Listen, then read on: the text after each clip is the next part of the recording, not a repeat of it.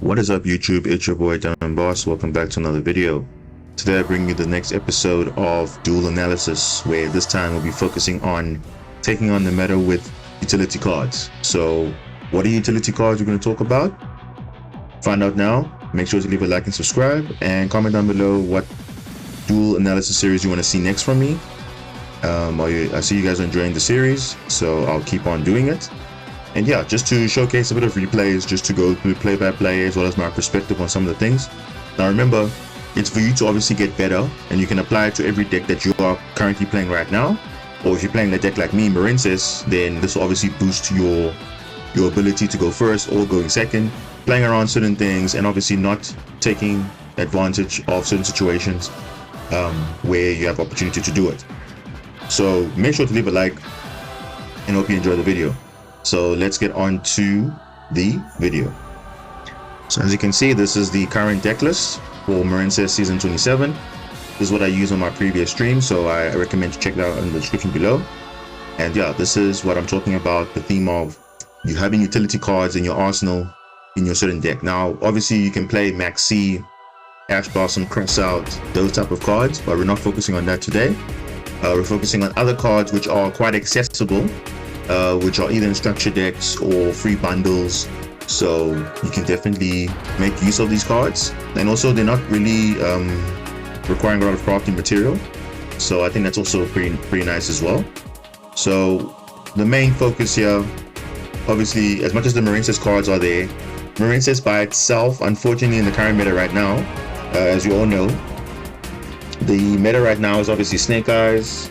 Snake Eyes is fire. It's pretty much everywhere. It plays through a lot of stuff. So what else can we use to combat that? Because obviously that's about destroying cards in the field, summoning from grave, adding cards to the hand. So these are the things that you have to deal with when you're facing potentially now the meta, which is Snake Eyes.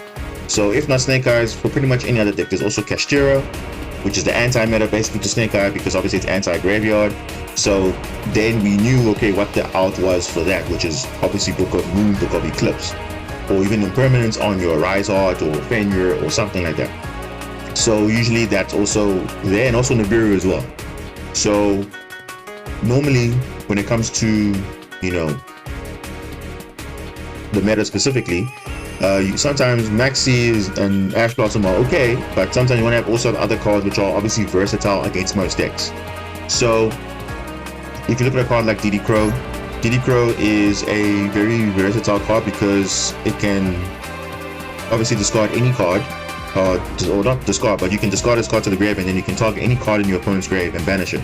So it's unlike the Bestials, where it only targets light and dark monsters from either the grave. But this one is live at any point in time. So obviously they can call by the grave, they can have an Omni Negate on it, but it's quite versatile because they can get rid of any core card that's potentially a one-off and it normally can't recover back. So it really is all about the timing.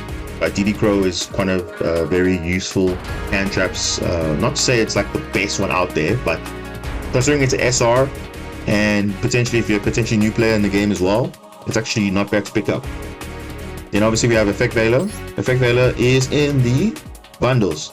There's a free bundle, so you get one free one. You can also craft two more if you want to. I think I already had one. I already crafted a while back, so I could craft a third one, but for now I'm kind of okay with two, but you can definitely run through if you want to. It's basically impermanence, but as a hand trap, which is a little bit better. And this one doesn't require you to be a direct response to a monster effect. So unlike Ash, where it has to be a direct response, the Effect Veiler can be in the chain. So if they negate with, let's say, Call by the Grave, and you have the second one in your hand, you can use it again. So it doesn't really get impacted too much. And yeah, it's a nice hand trap to deal with. Now the next one is what's kind of rising in popularity because of such meta, and mainly because of Super Heavy Samurai, is Draw and Lockbird. So Duel Analysis has always been in my deck. If you've looked at my channel in the past, Duel Analysis is not new to the deck. It's always been there. But I think now people are realizing, hey, as the meta evolved, especially in the beginning of the year, Super Heavy Samurai came out. And what was the big thing with Super Heavy Samurai? They love adding cards to the hand. So Duel Analysis was the main counter basically, because they don't obviously have hand traps. They only have, you know, Nibiru, Gamma, those type of cards. So they don't have Impermanence, Call by the Grave, those type of thing, because their deck basically gimmick is not having spell and traps. So Duel and Lockbird is a very good counter because it also can be used as a power play to your advantage as well, played with certain cards. And the fact it's an SR is actually pretty accessible in the game. So it's not too difficult to craft SR material. And yeah, basically when you resolve this effect, both players cannot add cards from their main deck to the hand. So that can be quite crucial, especially now if you're starting a one card combo, or maybe there's a certain player that requires them to add cards. They can't do that. So that's a very useful card. And obviously for every meta, pretty much every deck adds cards. So not to say that it's obviously devastating in some decks, but most decks, they rely on it. So it's quite key. Then, of course, you have Ash. I mean, Ash is good for everything, so I'm not going to really spend too much time on Ash. Then obviously we have Nibiru. Nibiru is also there, another good option. It's pretty relevant now in the meta, obviously, because Nibiru, you know, summoning more than 5 monsters in the same turn. You can obviously use it as a power play to potentially disrupt your opponent, but then again, you have to just be smart because sometimes they can play around Nibiru or they can play right through it. So it all depends on what you're doing. But yeah, that's Nibiru there. Then Thrust. So Thrust and also Triple Tactics Talent I also put here as well. So Talent is good, but for me, I don't play Talent. I prefer Thrust because Thrust is almost like an extra option to potentially disrupt or to further your play. So why do I say that? Because if your opponent activates a monster effect that turn, so let's say in the draw phase they activate Maxi, that's fine. Or they activate any effect in that turn, you can basically set or add a card that's a normal trap or spell if their opponent controls a monster. So what are those targets? Well, you can actually search your Marince's Dive, you can actually search your Marince's Wave, you can search Imperm, you can search Evening Match, you can search Dimensional Barrier, you can even search Duster and Dark Root or more. So these are actually good options, especially if you're going second. You know, it's pretty nice that you can have that option to draw. So sometimes you can play around through all that stuff, and then you surprise them with a Dark Ruler or a Thrust, and then you can get the card that you need. So most of the time, getting Duster, or you're getting maybe Impermanence if they negate you for some reason, or you can even get Wave. If you for some reason you can't get Wave and you have Duster on your hand, you can obviously get Wave because it's a normal trap. So that's all once per turn as well. So long as you have a Marince's Link 3 or higher, you can activate it multiple times from your hand, and it's pretty useful. And obviously Impermanence is also good. That's another good utility card. But then the other ones, like I said, because of Kashtira, sometimes, or if not Kashtira, any deck that you feel like, okay, there's a potential threat, you can waste Omni Negates, you can waste Disruptions, Book of Moon, Book of Eclipse. Now, Book of Eclipse is nice because Book of Eclipse has a nice synergy with Draw and Lockbird. So let's say on your turn, you activate Draw, and or even on your opponent's turn, and then you play Book of Eclipse. So usually Book of Eclipse will have a downside where, yes, it'll flip all the monsters face down, but then in the end phase, your opponent can draw cards they control up to the number of monsters face up, right? So normally that would be a downside, but when Draw and Lockbird in play, nothing happens. You don't add cards to the hand at all. So it's kind of like a beneficial disruption. So Draw and Lockbird, Book of Eclipse has very nice synergy. So that's a very good, useful tip I want to give you there. So if you have Draw and Lockbird, I would consider running Book of Eclipse. Even if just a one-of, it's fine. But it does come up in some situations if you do have it. So always make use of that. Then obviously Book of Moon, there's no once per turn, just like the Book of Eclipse. But Book of Moon obviously is more user-friendly because there's no downsides, of course, and it's a rare. It's quite useful, you know, depending on what's happening, because sometimes if there's a disruption on the field, you want to obviously bait that out. You flip this down, or you want to deal with the problem monster. If they don't deal with it, then obviously they get flipped face down for your turn, and then you can go for game or board wipe their field or something like that. So that's normally what happens when you have Book of Moon in play. Then of course, Call by the Grave. You can run 2, of course, but I just run 1. So just in case there's a potential disruption, or if there's a Maxi or Ash you want to, or a hand trap potentially, like a Vela or a Ghost Spell, you want to potentially disrupt it. So that is the use for that day. So that is the deck list. Let's get on to the first matchup of this video. So this is the first deck list that we have for today. We have Thunder Dragon Prankids. So you can see it's a lot of 3-ofs, which is with obviously arch nemesis, Protoss and Chatos. So they're quite disruptive. They obviously are playing a Thunder Dragon package in case they get disrupted somewhere. They're obviously playing Maxi, playing Ash, and obviously Prankids. With the recent ban list, Adventure Prankids is pretty much back, so that's pretty nice. They did unlimit the Malmew, so that's also pretty interesting. So yeah, this is the first opponent. I mean, 60 card decks are always quite daunting, because obviously you think, okay, yeah, you're gonna draw a lot of bricks and so on. But if you're playing a deck like this, I mean, you're pretty much just guns blazing. You're just going with whatever you have in your hand and you go with it. And yeah, not bad. So this is our first opponent. Let's see how the duel went. All right. So this is my opening hand going second against Thunder Dragon Prankids, and as you can see, my hand is actually pretty good. We have Kashtira Ogre, which is always good when you see in your hand going second, because it kind of plays through some sort of disruption, because I think you're playing Kashtira, so that's always good. Playing Pascalis, Blue Tang, got Feather Duster, which is also nice going second. Dimensional Barrier is unfortunately a going first card, so not ideal, but we also don't know what the opponent was going to do in this specific replay. But yeah, let's get on with it. And they start off with Prankids Fansies, and they're going to go pretty much full combo with the Malmew. So we're not going to bore you, basically, just going to go to the full combo basically. And yeah, they're going to go into the do-do-do. They're going to add cards. They're going to summon from the deck different Prankids. So obviously, what's the goal of Prankids, right? Their whole goal is to obviously get Pandemonium on their side of the field on our turn, so that when they fuse on our turn, they will summon the Butler. The Battle Butler has an effect to basically be a Raigeki, which is essentially, pop 2 in the field.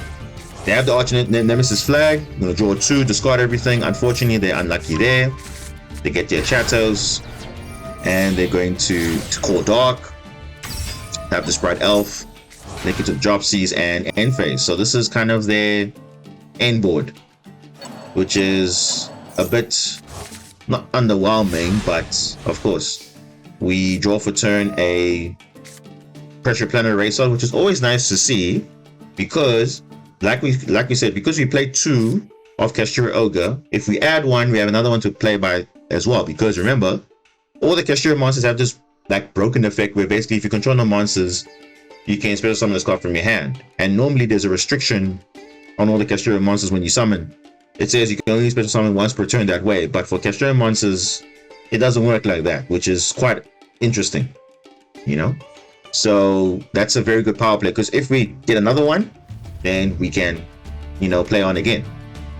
Unfortunately for the opponent, they had Protoss on the field, which is normally would have been a problem for us if we were playing, let's say, a dark deck or light or whatever they call.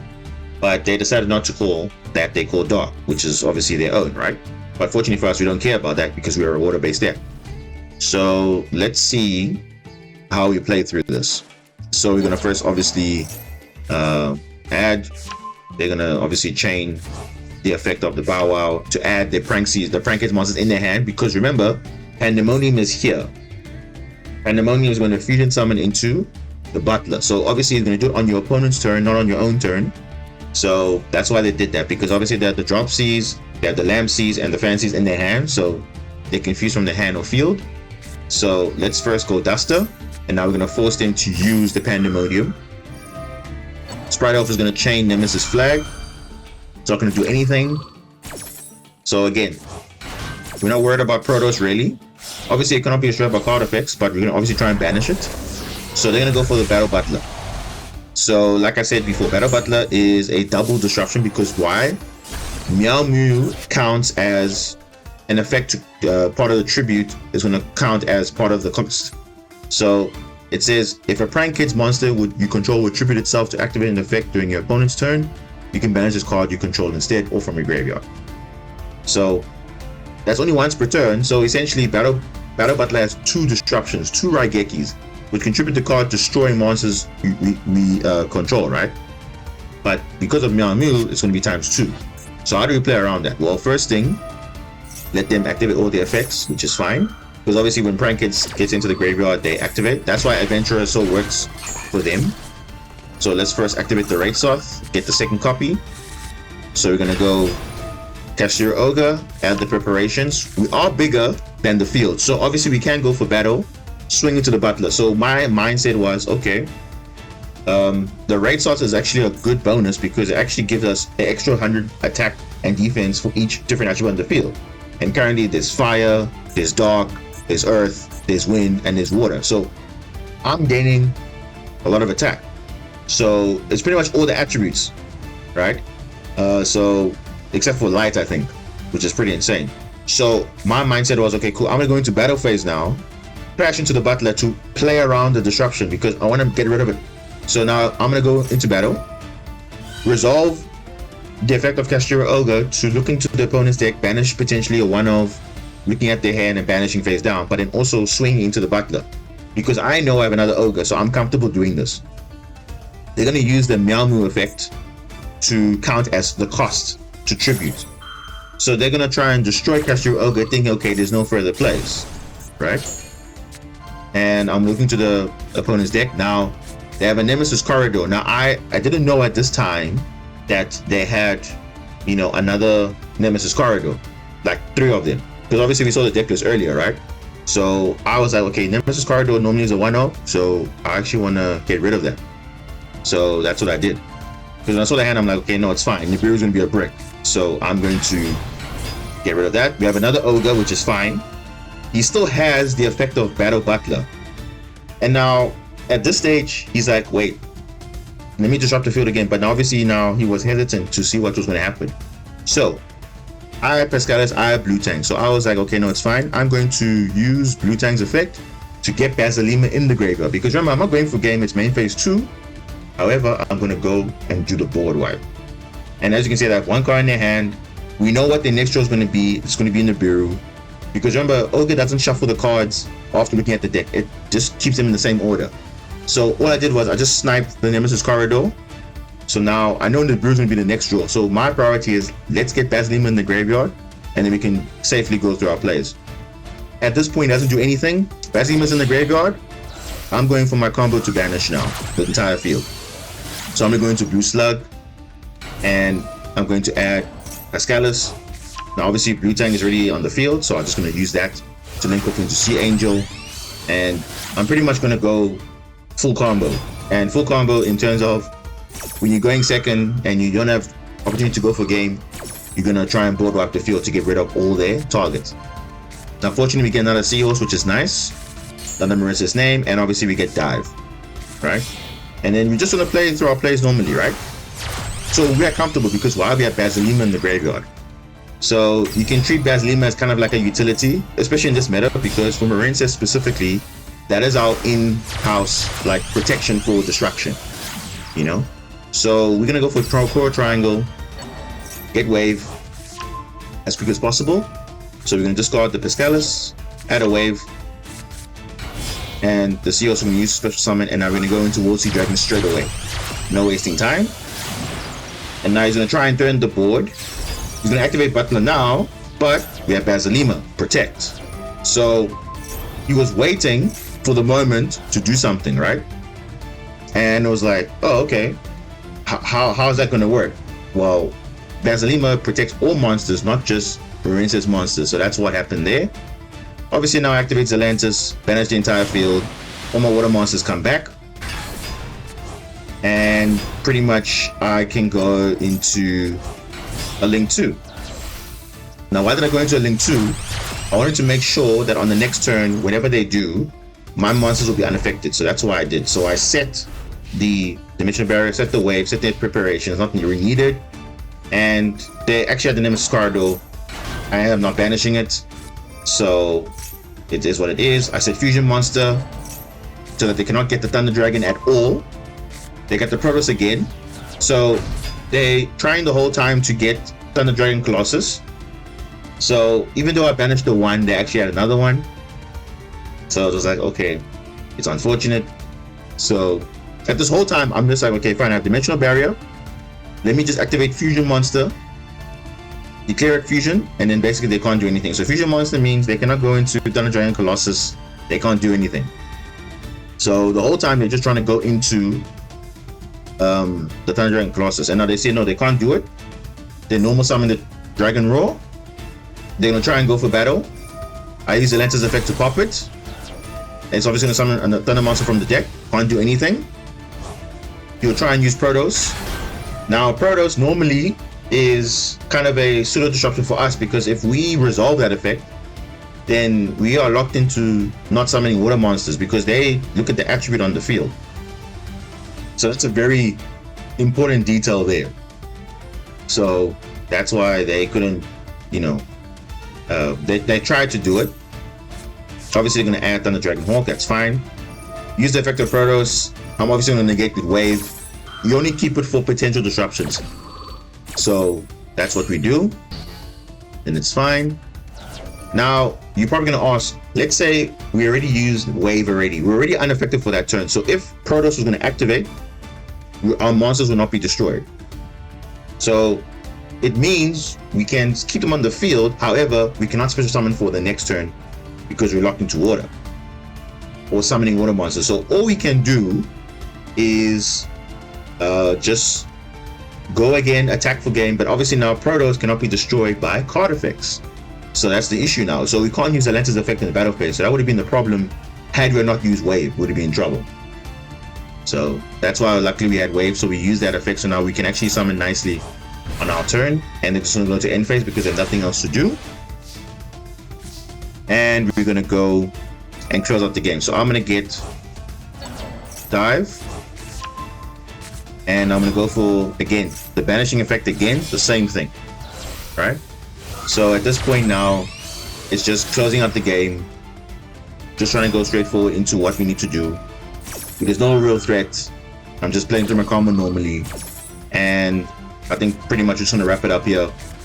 We get Mandarin. We get Ocean. And then it's pretty much GG from here because we're pretty much going for game, right? So we're going for maximum damage. The opponent realizes, oh, it's going to get banished again. And that's GG. So that was Thunder Dragon Brankets. Not too bad, but notice how we played those disruptions quite well. The only real disruption in that duel, I would say, was the Battle Butler. Because we played around those effects. Because the first one, okay, cool. We had the second Ogre, which was fine. Even if we didn't have second Ogre, we managed to get Baslima in the graveyard the second time. So we couldn't actually resolve his effect. He was waiting for a disruption. When Atlantis came, didn't work, and that was it. So that's how we dealt with that duel. So that is Thunder Dragon Brankets. Let's get on to the next one. All right. So this is, as you can see, this is Kashtira. So Kashtira, oddly enough, their deck list is quite unique. Everything looks standard. Obviously, they're playing triple Kashtira Ogre because obviously now remember, Fenrir are limited to 1. So you can only add a copy of itself. They're playing triple Rizard, triple Unicorn. They're playing triple Super Poly though. So they're having Murdragon the Swamp and Garura, which is Super Poly targets, and obviously Dragosopeli as well. So most likely they're using the opponent's field and not their own. So it's quite interesting. And then other than that, it's Kashtira, right? So, and they'll surprisingly have Gamir here, which is a bit ironic because obviously their tuner monsters can go into this. And yeah, it's a pretty standard Kashtira board. Or not Kashtira board, well, pretty standard list. But yeah. So how do you think this duel went? Because obviously now the main counter is Kashtira Rizard, right? Well, yes and no. Yes, Rizard is a threat.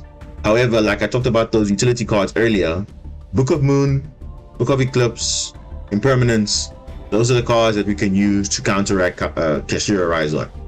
So let's see how we fared against this duel against Kashtira. All right. So we're currently going second again. And again, our hand is quite good. You know, we have Pressure Planner Rates Off again, which is always nice to see. We have Feather Duster, we have Ron Adrian this time, we have Kashtira Ogre again, and we have Blue Tank. So our hand is not bad, although we didn't know what we were playing at this point. But obviously, once you see Planet Pathfinder, it's only one of two things. They're either playing Kashtira or they're playing Numeron, and no one's really playing Numeron in 2024, let's be honest. There are actually better things to play. So in terms of my hand going second, it's not the greatest, right? So they're going to activate Pathfinder, and they're going to add their own raid slot themselves. And this is basically one card combo for them, because this is going to add the Unicorn, and they're going to special summon them. So the Unicorn is going to add Theosis. Theosis is going to summon Kashtira Fenrir. Fenrir is going to add the Kashtira Rizard. This is the combo you get to for the Kashtira Rizard. And yeah, they're gonna go to Shangri-Era. Shangri-Era is going to banish Rizard's going to banish 3 cards. Pascalis, June Moon, and a field spell, which you see normally, just as a tip, you see normally people play one of this field spell. You should actually play 2, because you see now in this situation, if we were playing only 1 field spell, how are we going for game? It's impossible, because that extra attack point does actually make a difference. So now to not have that field spell, we can't do plays with dive. We don't have ways to actually go for game potentially. So how is that going to work if you only have 1 field spell? So that's why you always run a second copy in the deck. And this is standard Kashtira plays, so nothing fancy here. Big Bang is going to look at Shangri-Era, detach Fenrir, summon Fenrir, and obviously since Shangri-Era activated this turn, Rizard gets summoned. So all in all, not a bad turn 1 for Kashtira. I mean, this is pretty much the board that you would go. However, it does lose to Nibiru at this point, because remember, they did summon more than 5 times. But normally what they would do, have 3 level 7 monsters and then go straight to Rizard straight away, which is the 4th summon, and that's it. But it seemed like they didn't have. So fortunately, we do have Duster, so whatever their face downs are, we can deal with that. But obviously now our draw next turn will be quite crucial. So let's see what we draw for turn. Perfect.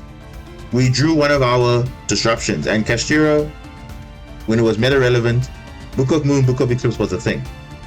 So for me, I still run it, because even though I don't play Kashtira every time, it's good for every other deck. So of course, Book of Moon, immediately when I see it, my chain link was on the whole time. I immediately banish down the Rizard, because remember, I'm not too worried about the Shangri-Era or the Kashtira Fenrir, right? Because we do have Ron Adrian, which can potentially be a disruption for that. So if we activate Ron Adrian and we have the token on field and Ron Adrian and they discard, that's fine. And they banish, okay. We still have other plays going on. So my play here is going to be using the Book of Moon on the Rizard. Of course, the Unicorn is going to be summoned from the Shangri-Era. Let's use the Feather Duster. They cross out Designate Maxi for some reason, which is very ironic, because I don't run Maxi at all. But in some decks, yes, it's relevant, but I don't run Maxi. So they were just chaining for the sake of chaining. And let's see what they faced on was. It was a Super Poly. So we played around that, which would have been devastating for us, because remember, we do have different attributes, or we have same attribute but different types. And yeah, we don't want to be playing a Madragon of the Swamp or Garura, so we don't want to be doing that. So that is what we did here. So we are obviously going to add our own Pressure Planet Racer. We're going to add a second Kashtira Ogre, and they're going to Ash, which is fine. Remember, the Pressure Planet Racer, the Planet Racer is not really a real play for us. It's just to bait hand traps. That's literally it.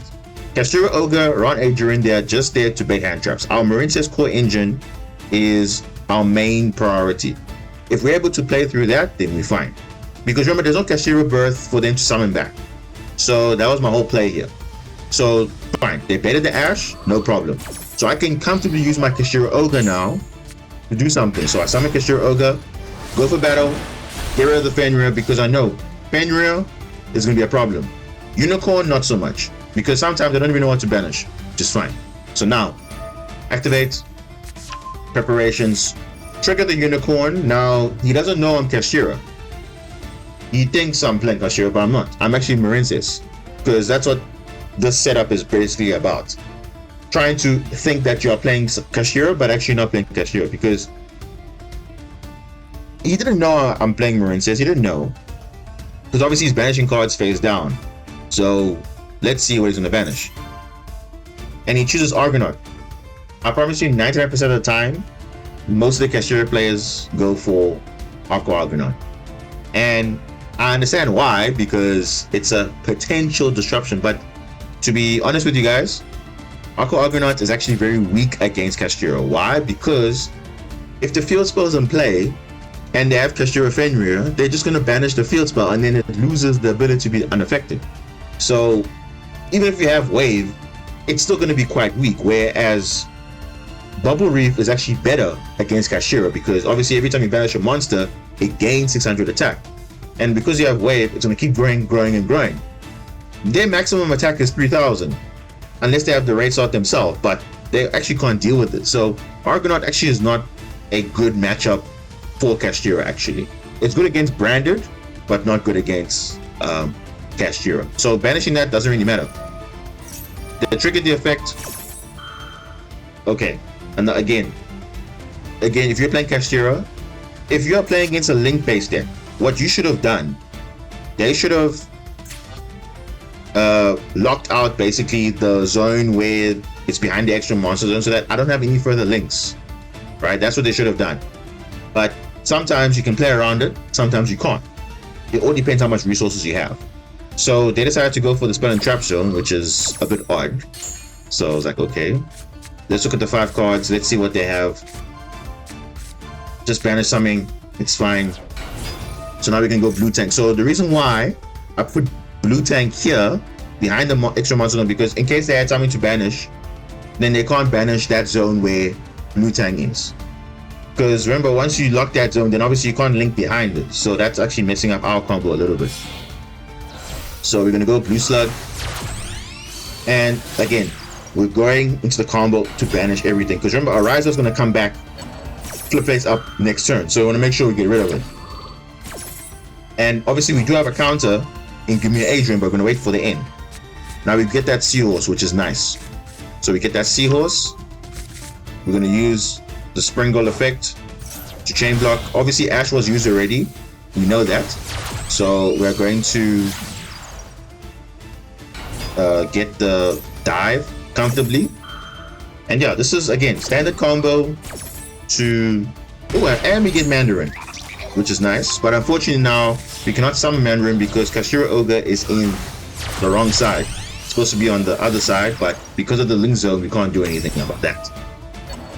So we're gonna link into our Coral Triangle. So we're trying to secure ourselves for next turn. So we're getting wave, and we're fine. We're gonna go with Atlantis. We're gonna link off. Everything's gonna work out fine.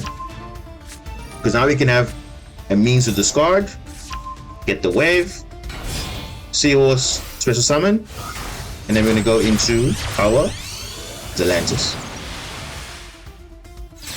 Zelantis is gonna board wipe, gone. Zelantis and Kashira Ogre. Use the dive, Seahorse, and we're gonna link off into Core and Enemy. So exactly what we did the previous duel against Thunder Dragon Prankage, we're doing the exact same thing. Because this is kind of the next thing in terms of protection, right? So you're probably wondering, why didn't I use Ron Adrian? Well, the thing is, I wanted to use my resources to get this board. If I had any extra monster, then I could have done that. I could have easily summoned Gimia as well, but it wasn't necessary here. And that was actually going to be the right play anyway. So standby phase, they do nothing. And basically they're going to get punished for that. Because my next draw is going to be a water monster, discard it, summon, and it's a GG from there. Right? Because I knew their next draws wasn't going to be anything impactful. I think it was in the Nibiru. Doesn't matter. GG. And that's it. So you can see, playing around Kashira Rizard, because obviously it would have prevented us from not having our card in the graveyard, which is devastating for us. So that Book of Moon did come in clutch. And also having Kashira Ogre also played through that kind of disruption in Fenrir, because obviously you could go to battle, build bigger than that, and then that's it, right? So that is something that I'm just showcasing to you guys that, hey, Book of Moon is very good still. I know people are not playing anymore, but if you're playing Marine Set specifically, or you want to try and get to have ways to play around potential disruptions, you can use Book of Moon, Book of Eclipse. The opponent has to respond to it. If they don't respond to it, then that's it. So fortunately for Castira, they can't respond to that. So if you flip it face down, that's it. And they're actually weak to that, because if they have a monster on field and you flip face down, they can't play anymore. So that's how you do it. And yeah, that is the Castira matchup. Now let's get into some Snake Eyes. Because of course, that is the meta deck right now. So let's see how we fare against Snake Eyes. All right. So this is Snake Eyes. So as you can see, it's a pretty standard list, right? I mean, what is more to say about Snake Eyes? Now, some people obviously are not playing the spell trap that negates when you have the Balstar on the field. Kurikara is still relevant. Ash, Poplar, the Brush, the Oak.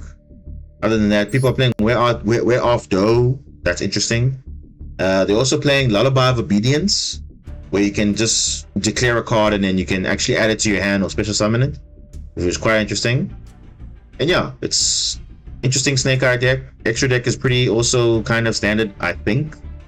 But yeah, noticeable, obviously Goddess is here, because of course any meta deck can summon Goddess, pretty much, except for Castira, because they basically exceeds. But yeah, what is Underworld Goddess not in the meta deck? Because of course the pure version doesn't really work with its cards. It's like for us, Zelantis is not really a core card for us, but it does help us to fare against the meta, because it gives us a chance going second. So yeah, that is Snake Eyes. Let's see how we fare against Snake Eyes. Alrighty. Okay, so we're going first this time. So other two duels, you see we went second. We did pretty okay. This time around, we're going first. So of course, if you're going first, you want to make sure you have a decent board to go with, so that you can obviously counter whatever you're facing. So not a bad hand, right? So I'm gonna go field spell first. They have Maxi, which is typical, right? Maxi, it's typical in every game. Not surprised, right? So here's the thing. I could easily end my turn and stop here, but now obviously where's the fun in that, right? Because you're gonna say, oh, but now Maxi is gonna allow them to draw 1 billion cards. Yes. Remember, those cards that they draw, you have to use all of it, otherwise they'll have to discard their entire hand. So you'll find sometimes the opponent, they have Maxi Resolve. Yes, they draw so many cards, but they have to win that turn, because if they don't win that turn, then we can come back easily. So most of the time, they don't draw into hand traps, they're just giving them cards to feed. And that's pretty much it. So in my mind, I'm like, okay, I'm gonna go all for it. It's fine. Castira Ogre, no problem. Add preparations, and I'm gonna summon Gamia. That's it. In this regard, I was like, okay, it's fine. You can play it to the max C, or you can just summon potential disruptions, and that's it. Because I know I could have gone full combo with actually the exact same thing, only now with Bubble Reef, Wave, Ogre, and Ron, right? So I was like, okay, whatever, it's fine. Let's just, this is already enough disruption already, because I want to see what they're gonna play, and then we know what to do for the next turn. So it's fine. We only gave them what, 4 draws? So let's see. Activate preparations. They're gonna use their Valstar in the draw phase to play around draw and lock grid, which is potentially we could have had. So which is perfectly fine. So remember, we have disruption. Ogre is going to the hand. So look at the deck. We also have Ron, which is going to protect us from being destroyed or banished. So it's fine. We're waiting for the power play to see. Right? They're going to summon from the deck. Flying Burge.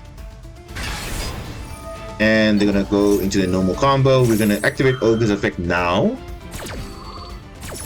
We're going to look into the top 5 cards of the deck and see. So when I saw Kurikara there, my thought was Kurikara is a definite one-off, so we get rid of it. Because on the follow-up turn, normally what Snake Eyes do, they like to on like turn 3 or whatever, basically on the opponent's turn, they like to add Kurikara that time, so that if they go in the next turn, you have monster effects and so on, they just tribute your field. So I'm like, okay, cool. Let me get rid of that Kurikara. It's gone. There's no Kurikara in this game. Now they're gonna target, unfortunately, my Gamia, so I'll still banish it though, the Flamberge, and it will still get pushed back, because even though it's like that, it's still gonna get pushed. So I have the negate of the Sinful Spoils. The Divine Tip of the Snake Eye is a very good grind game card, because it puts cards in the back row, and if we summon a monster, it summons from the back row. Any monster, right? So it's not just theirs, it's also mine. So as you can see, their disruption was quite crucial here, because as you can see, by me getting rid of the Flamberge, they couldn't do anything, right? So the Flamberge couldn't do anything. Because normally, if he's been in the graveyard, you can have 2 level 1s to summon, but now there isn't anything. So that's why it was kind of the only thing they could have done was just push back Gamia. They couldn't go for battle, because obviously I'm higher than the Bellstar. So that's what they have. We draw for turn, and we couldn't have drawn a better hand, which is the Marince's Dive. So remember, they have that trap that if they have a Deal Bellstar, we can send a Deal Bellstar from the hand to negate a card on the field. Let's see. So here's my thing, right? I'm waiting for them to use that card, right? Because at this stage, we're actually okay with playing through that, because I want to make sure that there's no additional disruptions. And funny enough, they summoned the Flamberge, right? They used the negate on the field spell, which is weird.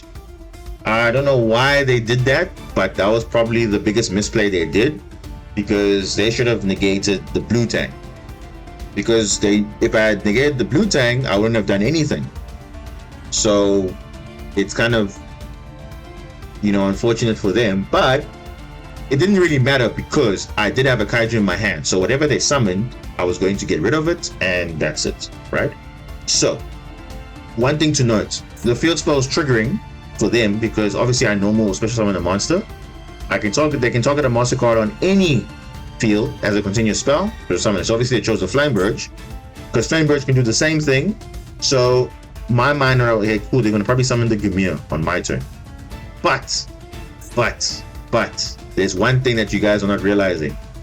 They also made a mistake also by activating a trap card while there is a Casteria monster on field. And guess what activates? Preparations. You're gonna see just now when the resolution is resolved. So this is a pointless negate, because why reducing the field spell? No real threat. I send my Spring Girl, that's fine. So now Preparations activates to, because you activated a trap card while I control Casteria monster, I can look at your hand and basically banish it face down. So the Bellstar is going to activate, that's fine. Flamberge is going to activate to steal my Gamia. Keyword is steal, but again, they don't know I have a Kaiju in my hand. So if they had maybe thought a bit sooner, activate Gamia's effect, then they're okay. But they didn't allow it, so it sucks to be them. So they summoned Gamia on their turn, didn't do anything. Get rid of the Nibiru, fine, no problem. And then Preparations is going to look at the hand. And what do you see there? You can see an Ash. You can also see a Droll and Lockbird as well. So you're probably thinking, which one would you have banished? Well, the thing is, I actually want to search.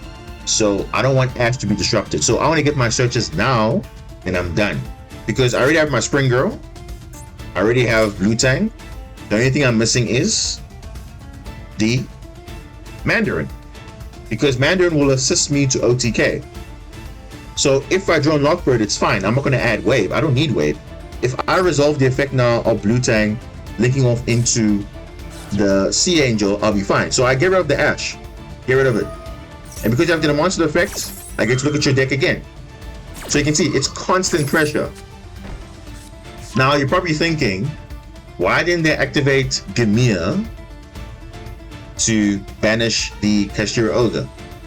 Well, they could, but the problem is the preparations will bring it back, because it says during either player's turn you can put on one Kashira monster that is currently banished or in your hand. So even if they activated Dimir's effect, they would have been protected from being banished and destroyed, but the preparations would bring the Kashira Ogre back. So I actually also misplayed a little bit on my side, because I actually accidentally clicked Ogre to trigger because I knew Gamir was on field. So I wanted everything to be a simple game state and then get rid of the Gamir, because once the Gamir is out of play, then I can do everything normally. I just banish Poplar or Ash, just get rid of the Gamir, and now I can go full on and finish the game, because at this point there's no further disruption. So it's those tiny details which may or may not could have impacted the duel a bit, but you can see here they negated the wrong card. Well, I don't know why they negated the field spell, because it doesn't really matter. Let me get Seahorse and let me get my Ocean. So now I know they have Draw. Draw doesn't matter because I have everything I need.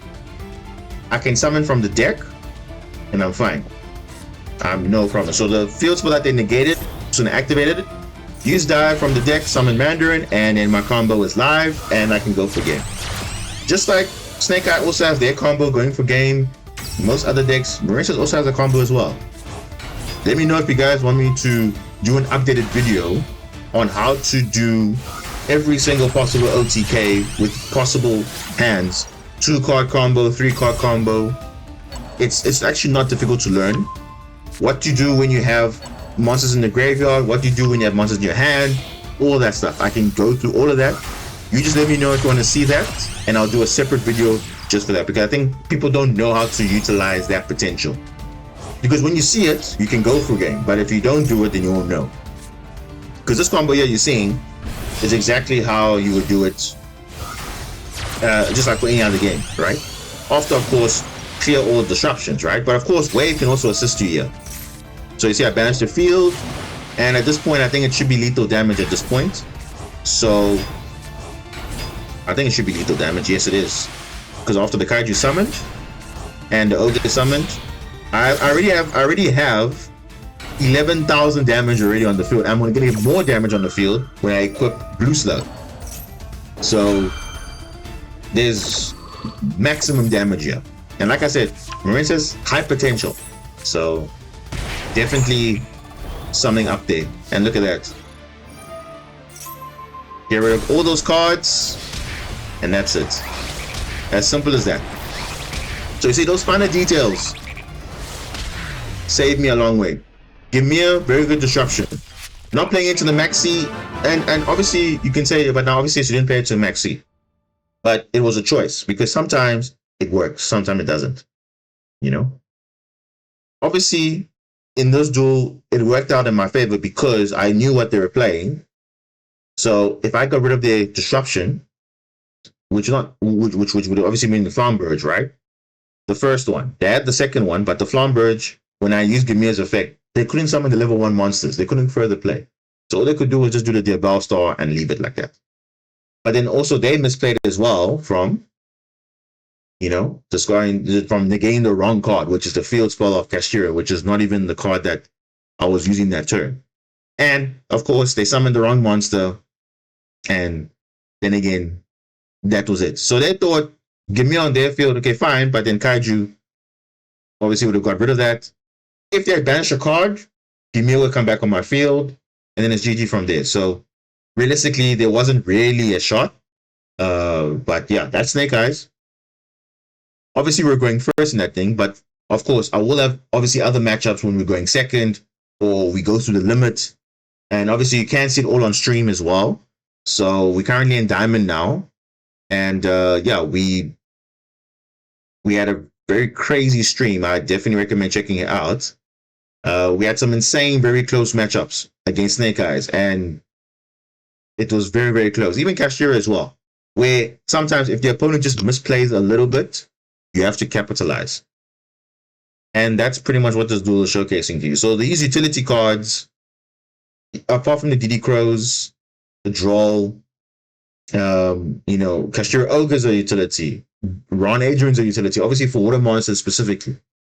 The Book of Moon came in clutch.